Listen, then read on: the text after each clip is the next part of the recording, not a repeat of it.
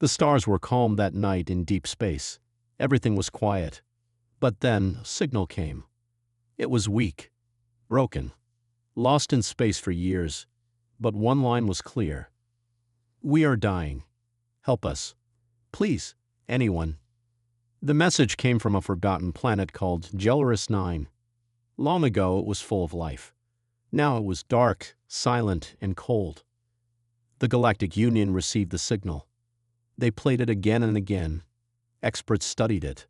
But after a few hours, they gave their answer. "We will not go," the galactic leader said. "Too dangerous. Too far. Not our problem." One by one, other planets turned away. They didn't care. Deadliest 9 was just a ghost world to them. But one planet listened. Earth. Humans heard the signal. They remembered what it meant to be alone. They remembered their own dark past, when no one helped them. Earth didn't have the best ships, not the biggest army, but they had something different. Will, fire, fury. So Earth sent a team. Not a large army, just 5 humans trained for the worst missions. They were called Project Red Talon. Each one had survived the impossible. Each one had walked through fire and came back stronger. They were known as the deadliest humans alive. Their ship, the Black Echo, launched into deep space. No backup. No promises. Only one goal. Find out what happened on Deadliest 9. Help, if possible. Kill, if needed. Captain Reed Thorne led the mission. He was quiet, strong, and deadly. His eyes showed no fear, only focus. With him were Nova, the sharpshooter, fast with a rifle and faster with her mind. Grim, the tech expert who could break any code or fix any system. Ash, the youngest but strong in hand-to-hand combat. Ren, the silent medic, who had once brought a man back to life during war. As the ship moved through warp space, the crew stayed alert. But something strange started happening. The lights flickered. Screens blinked. Ash looked around. Did we hit a storm? No, Grim said. The system is fine. Nothing wrong here. Nova narrowed her eyes. Then why does it feel like something is watching us? Captain Thorne didn't answer. He just stared out the window. The stars looked the same. But something felt wrong, like space itself was holding its breath. Suddenly, a voice came through the radio. Not human, not alien. Wrong. Turn, back, or die. The crew froze. Grim checked the system again. It's not from outside. It's coming from the ship. Nova raised her weapon. I don't like this. Ash walked toward the hallway. It was dark now. Too dark. I'll check the power. The door slammed shut behind him. They heard his scream just once. Then silence. Ren tried to open the door. It's locked. Ash, can you hear me? Nothing. Captain Thorne stepped forward. Everyone, stay sharp. This isn't a rescue mission anymore. They opened the hallway door. Ash was standing there. Alive. But something was wrong. His eyes were wide. Too wide.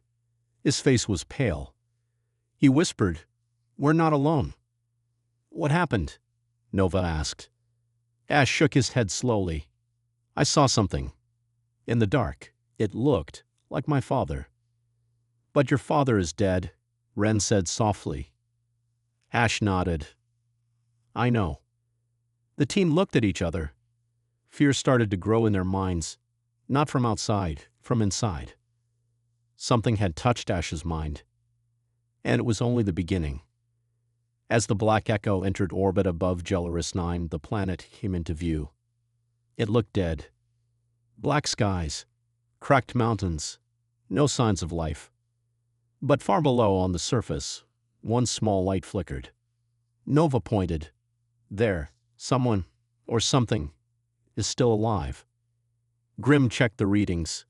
Only one signal. Faint, weak, but yes, it's there. Captain Thorne gave the order. We land in 5. Weapons ready, minds sharp. As they prepared to descend, the ship's radio came alive again. Same voice, cold, empty. You came good. Now die. The crew stayed silent, but inside each one thought the same thing. This mission was never about rescue. It was a trap. The ship landed on Deadliest 9. Dust rose.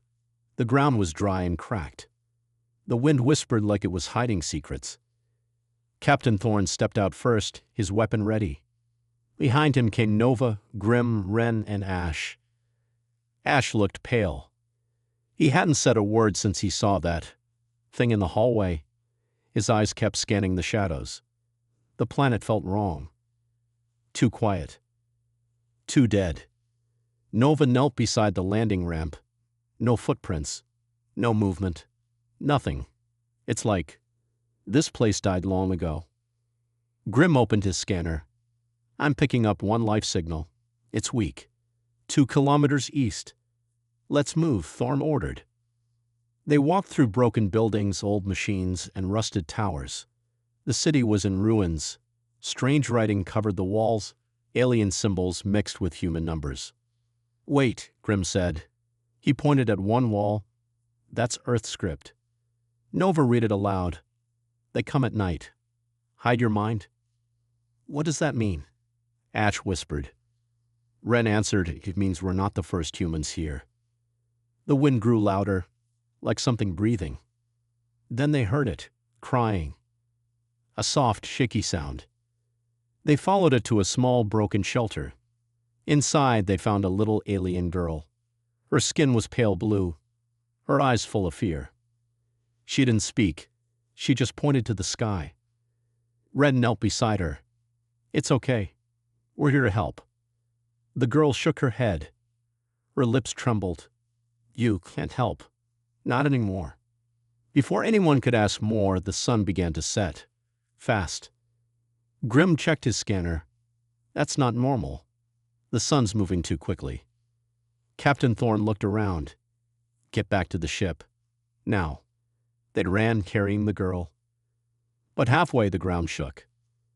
The lights in their helmets flickered. The shadows stretched. Long, unnatural. Then one of them screamed.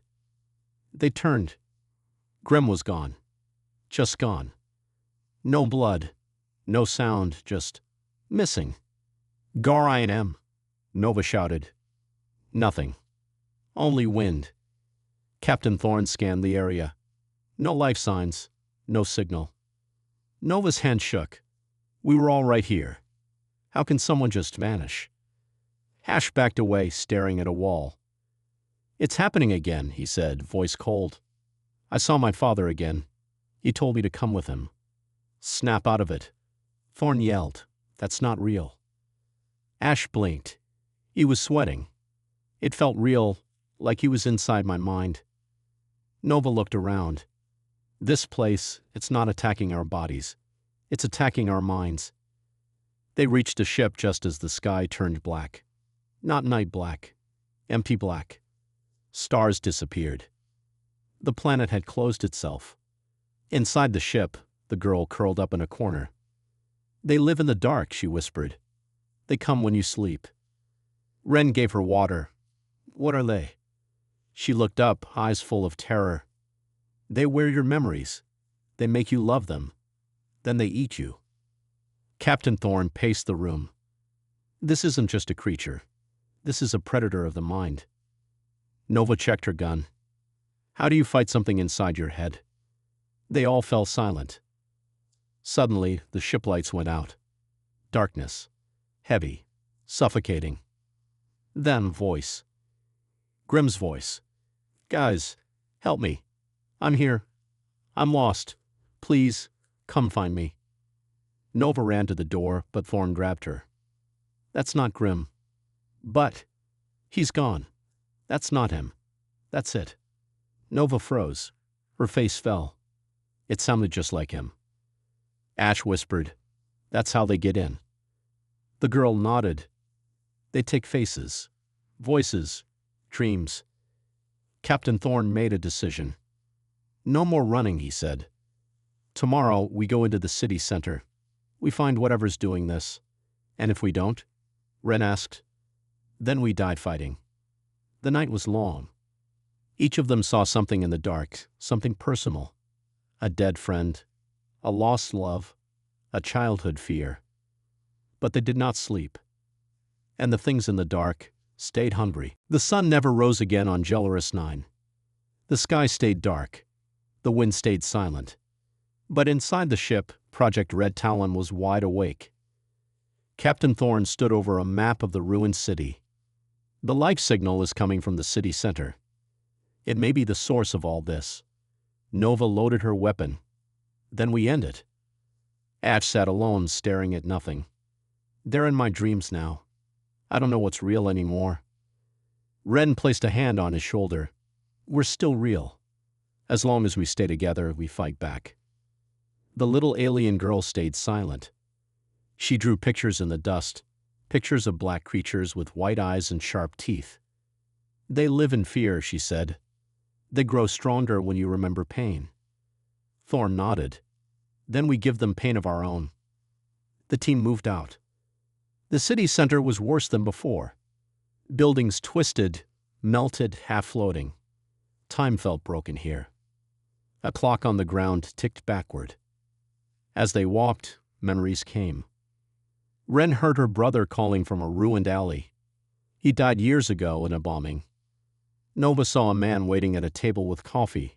Her fiancé, the one she left behind before her last mission. Ash saw fire. The same fire that burned his home and killed his mother.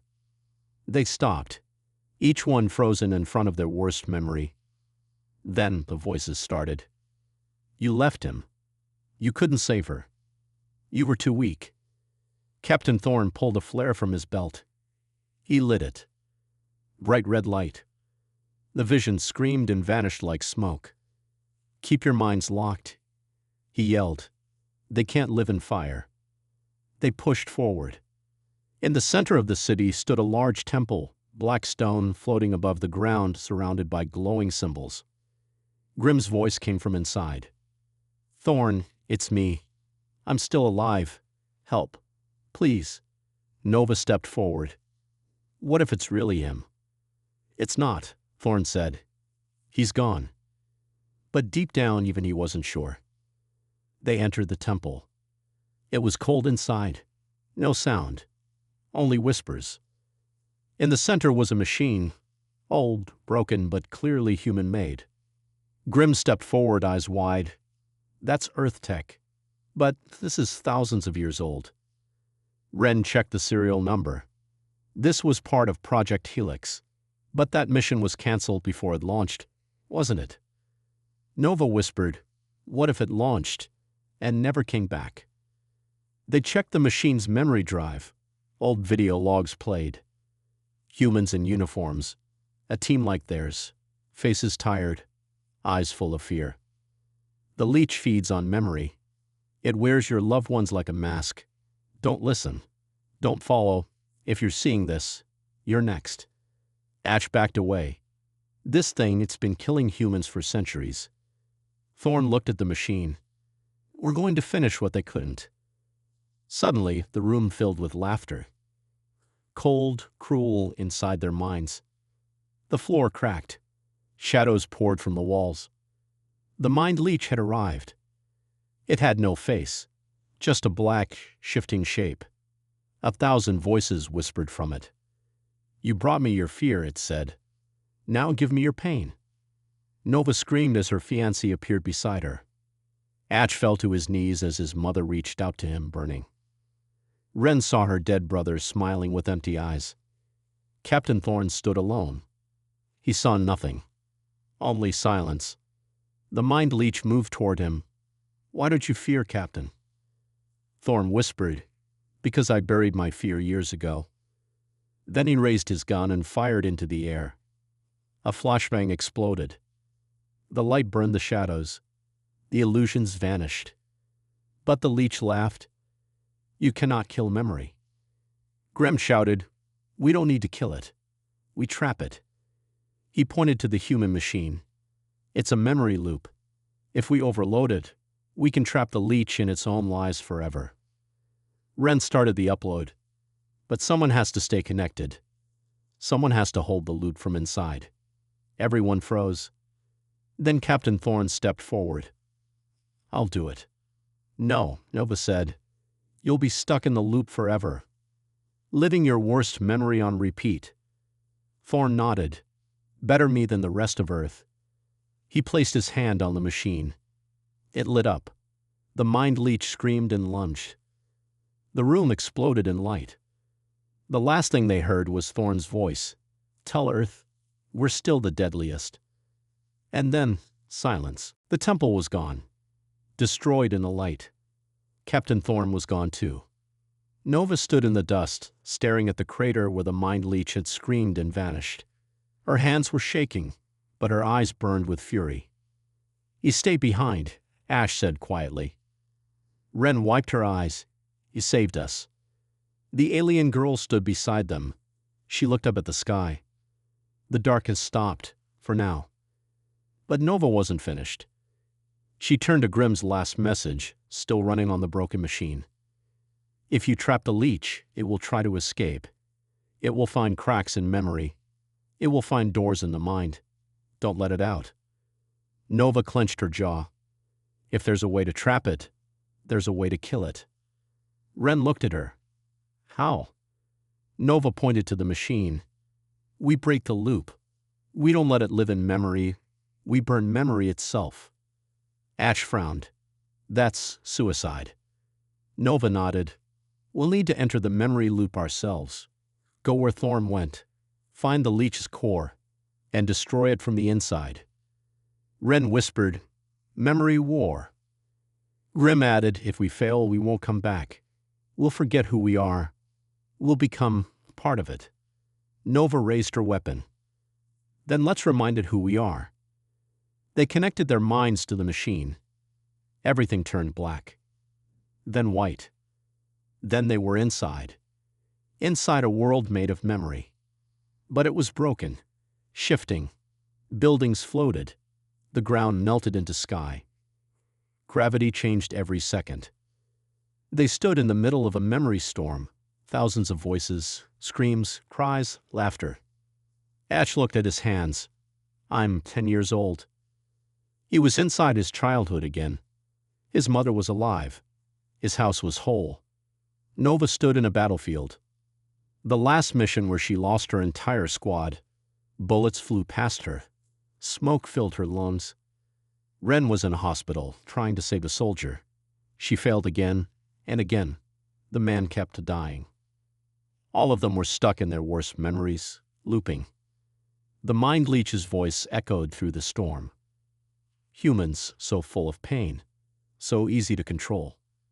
Nova clenched her fists. This is just memory, not real. She focused, forced the memory to burn. The scene melted. She stood again in the broken dream world. Ren and Ash did the same.